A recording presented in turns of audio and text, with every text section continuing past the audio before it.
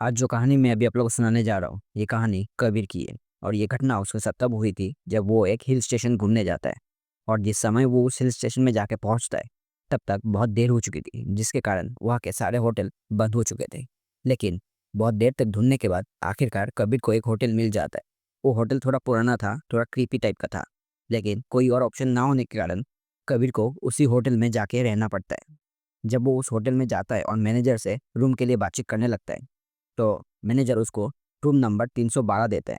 और साथ में उसको ये कहता है कि ठीक तुम्हारे कमरे के बाजू में और एक कमरा है 313। तुम किसी भी हालत में उस कमरे की तरफ नहीं जाओगे। उसको होटल वालों ने कुछ कारण की वजह से सील करके रखा है। मैनेजर की बात मानकर उससे चाबी लेके कबीर अपने कमरे में चला जाता है। लंबी जर्नी होने के कारण उसे बहुत थकान हो रही थी, जिसके कारण वो कमरे में जाके फ्रेश होता है और तुरंत सो जाता है। लेकिन आधी रात को उसे अचानक किसी के 3 बार नॉक करने की आवाज़ सुनाई देती है, जो कि उसके बिस्तर के पीछे वाले दीवार से आ रही थी।